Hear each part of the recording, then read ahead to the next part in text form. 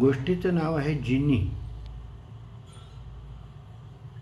आमची कंपनी माझी वेगवेगळ्या ठिकाणी बदली करत असे आणि हा कुठेही बदली केली तरी काही तक्रार करत नाही, म्हणून याला वाटेल त्या ठिकाणी टाका असा एक कंपनीमध्ये समज झाला होता.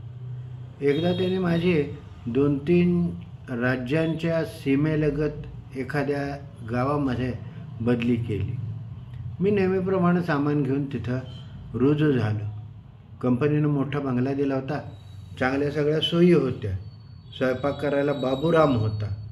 तो त्याला जमेल त्याप्रमाणे स्वयंपाक करून द्यायचा.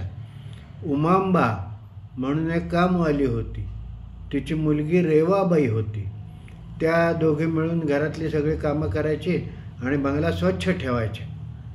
एकदा संध्याकाळी उमांबा एक छोटीशी सुरई हातामध्ये घेऊन आली. एवढी 2 इंचाची सुरई. ही इथं ठेवते म्हणाली. अगं कोणाची कशाला आणलीस, इथं कशाला ठेवते? नाही इथं टेबलावर छान दिसेल. मग टेबलावर सुरई ठेवून गेली. मी बघितलं तिच्याकडं. तिच्यामध्ये एखादं मोरपीस ठेवलं तर खूप छान दिसेल असं मला वाटलं. मी ती घासायचा प्रयत्न केला आणि घासता घासता ती टेबलाखाली घरंगळत गेली आणि लगेच जवळच्या खुर्चीवरती एक 5 वर्षाची मुलगी दिसायला लागली.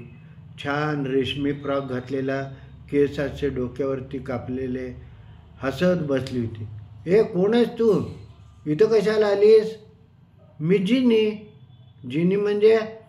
नाही, ते जीन आजोबा असतात ना, मी त्यांची नात आहे, एवढंच माहीत आहे मला.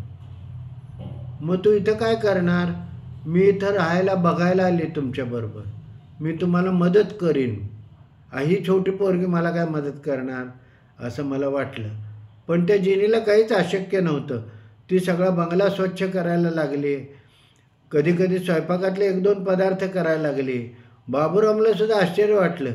हे काय चाललं आहे? हे सगळं आपोआप कसं होतं? कारण ती जिनी माझ्याशिवाय कुणालाच दिसायची नाही. एकदा जिनी म्हणाली, मी तुम्हाला आजोबा म्हणू का? म्हणू. मग मला दुःख बघायचं. दुःख? आता दुःख हिला कसं दाखवू?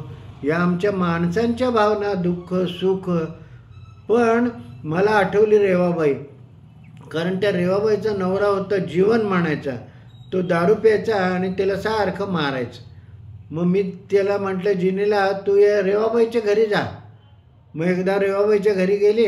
संध्याकाळी जीवन आला, राक्षसासारखा असा दिसणारा, आणि त्या रेवाबाईला मारायला सुरुवात केली. त्यानं लगेच या जिनीनं त्याला उचललं आणि घराबाहेर फेकून दिला. त्याला कळलंच नाही झालं काय हे. मग थोड्या वेळानं परत तो हात आला. रेव्या मला मारतीस काय? थांब तुला बघतो म्हणून त्याचा हात ओढायला लागला. तर जिनीनं त्याचा पायच ओढला आणि तो खव्यातच निघाला. तो ओरडायलाच लागला आणि हळूहळू लंगडत बाहेर झाला. उद्या तुला बघून घेतो म्हटला आणि निघून गेला. मग जिनी घरी आली. मग मला हे समजलं सगळं.